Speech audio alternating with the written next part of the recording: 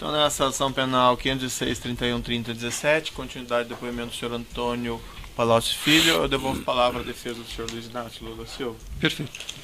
Então, senhor Antônio Palocci, eu vou insistir nessa pergunta porque ela é muito relevante. O doutor Sérgio Moro perguntou ao senhor na outra ação se o senhor tratava de pagamentos, contribuições paralelas, não contabilizadas, Caixa 2. O senhor fez uma afirmação aqui muito clara, eu nunca tratei. Então, eu pergunto, o senhor hoje muda a versão por conta da negociação da sua delação premiada? Não, como esclareceu o senhor promotor, doutor Welter, eu não tenho um acordo de delação premiada. O senhor tem uma negociação em curso? Tenho tratativas, isso é um assunto que está a cargo dos meus advogados, eu confio no trabalho deles, são advogados de alta qualificação, com experiência no setor, e confio que eles estejam fazendo o melhor dentro da lei, olhando maneiras de contribuir com a justiça, que é a minha vontade, e maneiras de obter benefícios, que também é minha vontade. Estou falando claramente que quando o doutor Sérgio me perguntou se eu ia falar, eu disse a Vossa Excelência que ia falar. Eu desejo falar, eu prefiro falar. Acho que há um conjunto de situações que a Operação Lava Jato identificou, que eu confesso para o senhor doutor, né, então, por um tempo tentei ajudar que essas investigações não andassem. Hoje eu acho que melhor que elas se esclareçam e a gente tente com isso melhorar as coisas. Eu estou fazendo isso dentro daquilo que eu li da lei, que me dá essa possibilidade e que me garante objetivamente, alguns benefícios legais. Então eu estou atuando aqui dentro dos parâmetros institucionais que são estabelecidos na lei. Correto. Naquela mesma oportunidade, quando o senhor foi perguntado a respeito de um suposto crédito de 200 milhões, o senhor disse naquela oportunidade o seguinte, isso é a resposta textual do senhor. O presidente Lula me procurou surpreso, estranhando, e disse: olha, eu nunca tive conversa desse tipo. Não foi uma conversa direta. Chegou a mim, eu queria entender o que está acontecendo, do que é que se trata. E aí o senhor disse que, por conta desta afirmação, relato textual do senhor, que o presidente Lula teria ficado surpreso e estranhado o assunto. Aí o senhor teria ido ao senhor Marcelo Odebrecht e dito: jamais tratamos a relação do governo com a empresa a partir de provisões. O senhor, mais uma vez, quer dizer, como compatibilizar o que o senhor disse no depoimento anterior com a versão que o senhor dá hoje aqui nesta audiência? O senhor poderia especificar o que o senhor achou diferente? O senhor disse aqui no seu relato que o senhor foi chamado pelo presidente Lula e ele disse surpreso, estranhando algum tipo de referência a um crédito. O senhor foi tomar satisfação com o Marcelo Odebrecht. Foi o que eu expliquei para o doutor, para Sua Excelência, o juiz Sérgio Moro, agora, há poucos minutos. A relação com o Odebrecht não se dava dessa maneira, por isso ele ficou surpreso com a forma com que o Emílio abordou no final de 2010. Não foi para oferecer alguma coisa, doutor, foi para fazer um pacto, que eu chamei de pacto de sangue, porque envolvia um presente pessoal, que era um sítio, envolvia o prédio de um museu, pago pela empresa, que envolvia palestras pagas a R$200 mil, fora impostos, combinadas com a Odebrecht para o próximo ano, várias palestras. Envolvia uma reserva de R$300 milhões. Certo. O presidente Lula me procurou. Eu ficaria surpreso também. Eu não estranhei a surpresa do presidente, mas ele não mandou eu brigar com o Odebrecht. Ele mandou eu recolher os valores. Correto. Só para lembrar, essa conversa que o senhor afirma ter ocorrido entre o ex-presidente Lula e o senhor Emílio Odebrecht, o senhor não estava presente? Não. Certo. Eu esclareci que quem me contou essa conversa foi o presidente Lula na manhã seguinte. Correto. E o Marcelo Odebrecht, quando eu falei com ele, confirmou que ele tinha pedido para o pai dele falar. Ele só teve divergência de valores. Ele falou: não é 300 milhões, meu pai se enganou. 300 é a soma daquilo que foi dado com aquilo que ainda tem disponível. E o pai do Marcelo, seu Emílio, disse ao presidente Lula que 300 milhões é o que estava disponível naquele momento. Então havia entre eles uma divergência. E eu algumas vezes conversei com o Marcelo sobre isso. Certo. Pediria só um pouco mais de objetividade do senhor. Quer dizer, o senhor confirma então que o senhor não estava presente nessa suposta conversa entre o presidente Lula e o senhor Emílio. Estava presente na conversa com o presidente Lula. Certo, mas não na suposta conversa. Não, na suposta não, está na agenda do presidente Lula. O senhor estava presente na conversa? Não, estou dizendo, a reunião está na agenda, as duas reuniões, uma do presidente Lula com o seu Emílio Odebrecht nos últimos dias de dezembro, e outra no penúltimo dia de dezembro, dia 30, aí já com a participação da presidente eleita Dilma Rousseff, onde, vamos dizer, as amarrações políticas foram feitas por eles. E o presidente Lula, o Marcelo, depois o doutor Emílio, todos me falaram da reunião. Certo. Então, a presidente Dilma. Eu vou repetir para o senhor a pergunta, porque ela é bem objetiva. Mas ele já respondeu, doutor. Ele já falou que não estava presente na reunião. Perfeito. Então, assim... O senhor Emílio Odebrecht foi ouvido por este juízo e nesta ação penal.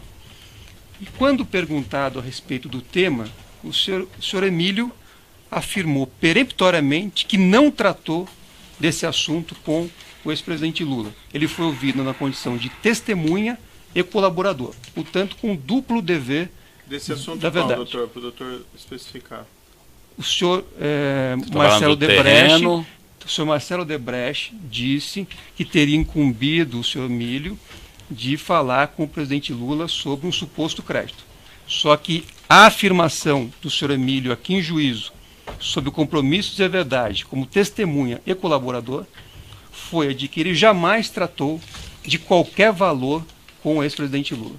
Então, queria saber se o senhor está dizendo a verdade aqui como o acusado da ação, ou se o seu Emílio Odebrecht, como testemunha, falou a verdade, porque as versões são antagônicas. Eu não vi o depoimento do doutor Emílio. Eu vi um depoimento do doutor Emílio no seu processo de colaboração, que ele afirma que uma das coisas que ele foi fazer nessa reunião foi levar a notícia da conclusão do sítio, da obra do sítio. Isso ele mesmo fala num depoimento que eu vi na televisão. Certo, mas nesta ação penal ele fez a afirmação categórica de que jamais tratou desse tema ou de valores com o ex-presidente Lula. E ele fez a afirmação como testemunha. Ele falou para o presidente Lula, falou para mim, o presidente Lula falou para mim, a presidente Dilma falou para mim, e o Marcelo Odebrecht falou para mim. Todas as pessoas falaram para mim que trataram de 300 milhões. Só havia uma divergência. Se eram 300 milhões disponíveis, ou, segundo o Marcelo, que era um pouco mais contido nesses valores, que os 300 milhões não eram disponíveis. Eram 150 milhões disponíveis, 150 milhões pagos. E eu que não queria ter contas com a Odebrecht. Insisto, doutor, não por santidade. Eu achava que não devia ter conta corrente, eu achava que devia continuar uma relação de confiança, onde a gente buscava os recursos quando era necessário. Eu tinha essa posição, essa postura. Assim como no terreno. Eu não queria fazer aquela compra toda complicada. Eu queria fazer uma compra simples, mas queria fazer. Certo. Mais alguma pergunta? Sim. Então, quero dizer, o senhor Emílio teria mentido no depoimento que prestou perante esse juízo? Eu não vi o depoimento, doutor. Eu não posso dizer se ele mentiu ou se não mentiu. Ele pode ter esquecido. Certo. Não acredito que ele tenha mentido. Perfeito. Mas provável que ele tenha esquecido, ele tenha se confundido a reunião, porque não era isso que eu quero lhe dizer. E eu já disse aqui, não era prática, doutor Emílio, tratar de reservas de recursos com o presidente Lula. Não era prática. Eu tive em dezenas de reuniões com eles, esse assunto não era a pauta das reuniões, mas nessa foi. Esse foi o espanto do presidente Lula. Não o espanto de ter disponível 300 milhões. Ele gostou disso, tanto é que na segunda vez falou que o doutor Emílio tinha confirmado os 300 e que poderia ser mais, para eu cuidar disso. Não é para cuidar do espanto dele, é para cuidar do dinheiro. Certo. Mas eu reforço aqui o depoimento que o doutor Emílio deu e... Doutor, daí para questionar o depoimento do acusado aqui, pode ser confrontado depois, mas ele não pode responder pelo depoimento do outro, do que o outro falou, que o outro não falou, se o outro mentiu, se o outro falou a verdade ou não. Então vamos adiante. Correto. O senhor sabe dizer qual era o relacionamento do senhor Marcelo Odebrecht com o ex-presidente Lula? O senhor sabe dizer se eles tinham um bom relacionamento ou não? Normal, mas pouco frequente. Com relação a esse imóvel da rua Abebeque Brandão, o senhor disse aqui que qual era a vinculação dele em relação ao Instituto Lula? Quer dizer, por que é que a Odebrecht estaria envolvida na compra deste imóvel? Porque o Dr. Bonlai e o Dr. Roberto Teixeira sabiam que a Odebrecht era uma colaboradora. Colaboradora talvez seja uma palavra... Senhor, desculpa, às vezes eu sou 30 anos treinado para falar dessa forma, mas que a Odebrecht dava propinas frequentes ao presidente Lula e ao PT. Como se tratava de pagamento de uma propina, ela achou que a Odebrecht poderia pagar esse terreno. Eu imagino que seja isso, porque o Bonlai foi falar comigo, não foi para me convidar para visitar o prédio, foi para eu pedir o dinheiro para o Marcelo Odebrecht, porque ele sabia que eu conversava com o Marcelo Odebrecht sobre essas coisas. Certo. E o senhor sabe dizer qual é a relação desse imóvel com esses 8 contratos que eu citei aqui no início das minhas perguntas? Isso aí. É assim, a empresa trabalha com a Petrobras. A Petrobras dá vantagens para a empresa. Com essas vantagens, a empresa cria uma conta para destinar aos políticos que a apoiaram. O presidente mantém lá diretores que apoiam a empresa, para dar a ela contratos.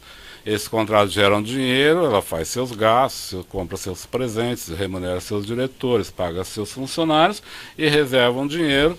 Algumas criam operações estruturadas, outras criam caixa 2, outras criam doleiros. E com esse dinheiro pagam propina aos políticos. Assim. Certo. Isso aconteceu. O senhor Marcelo Odebrecht prestou depoimento aqui também antes do senhor. E o senhor Marcelo Odebrecht disse que ele não teve nenhuma participação, jamais negociou esses 8 contratos, jamais atuou, e mais, disse que a compra desse terreno não teria nenhuma vinculação com esses 8 contratos. Então eu pergunto mais uma vez, quem está falando a verdade? É o senhor Marcelo ou é o senhor? O senhor Marcelo não falou exatamente isso que o senhor está falando. E como eu disse, o acusado responde sobre o depoimento dele, os fatos que ele sabe, não sobre o que o outro falou. Mas eu não teria problema. Não, mas eu acho que é inapropriado. Estou à sua disposição. O doutor pode pegar lá no Indagações Finais, confrontar os depoimentos, questionar, mas que o outro falou, que o outro não sei o quê. Sim, mas foi feita referência, excelência. E o senhor Marcelo Odebrecht falou alguma coisa um pouco diferente também. Certo, vamos ser aqui honestos, né? Se o senhor quiser, podemos abrir o depoimento do Marcelo Odebrecht e ver que ele literalmente Qual que é a próxima pergunta, ele doutor? diz que esse ponto da denúncia é incorreto. Certo. Deixa eu lhe falar uma coisa, doutor Zanin. Eu entendo o seu ponto, mas algumas pessoas falam que o dinheiro não é um valor tangível. O dinheiro é um valor tangível, porque a gente pode palpá-lo, diferente de nomes comerciais, tal, que não podem ser palpados. Mas o dinheiro tem valor universal. Então, a empresa não paga propinas com base na obra X, determina a propina ao deputado X. E as obras entram no caixa das empresas e pagam benefícios, às vezes legais, às vezes legais. Aí, a partir disso, tem, pelo menos na minha relação com o Odebrecht e na nossa relação com o Odebrecht, eu identifico todo tipo de situação. Dinheiro legal que foi pago no exterior, portanto, se tornou lavagem de dinheiro. Dinheiro ilegal que foi pago em caixa 1, que se trata de um crime. Certo, então não... Dinheiro legal que pagou por caixa 1, que é legal. Então, mas não é que isso é intangível, o dinheiro tem valor universal. O que existe de fato é que essas obras e outras foram benefícios que a Petrobras e o governo deram para esta empresa Odebrecht. Com esses benefícios, ela pagou suas obrigações e fez um caixa, anunciado ao presidente Lula, que seria de 300 milhões. E desse caixa foi sacado o dinheiro e comprou este prédio, para dar ao presidente Lula para ele fazer o seu instituto. Não vejo aqui. O inquérito está bastante claro. Eu acho que ele está verdadeiro o que ele disse. O senhor, não tem como contestar. O senhor sabe dizer se o Instituto Lula teve, em algum momento, as chaves desse imóvel, teve a posse desse imóvel ou teve a propriedade desse imóvel? Eu trabalhei muito para que não tivesse.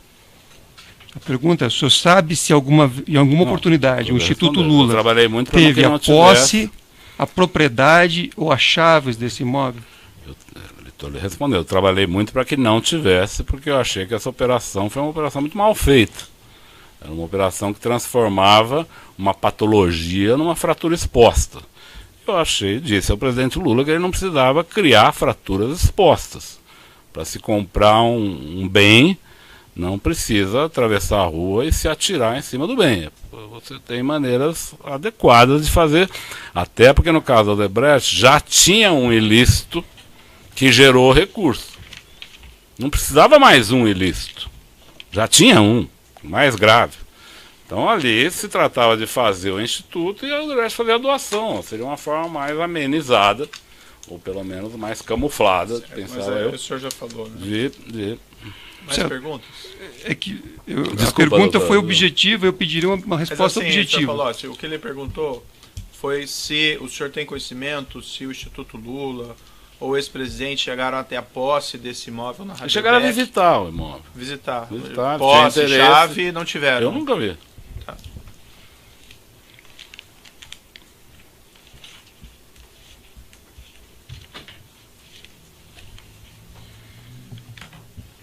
Aí, como eu lhe disse, a Odebrecht começou a estudar outros locais. Não, mas estudou o próprio local atual. Entrar nessa questão. Certo. Não tem mais perguntas, senhores. Perfeito. Seguindo aqui na ordem, a defesa de Paulo Melo. A defesa de Roberto Teixeira.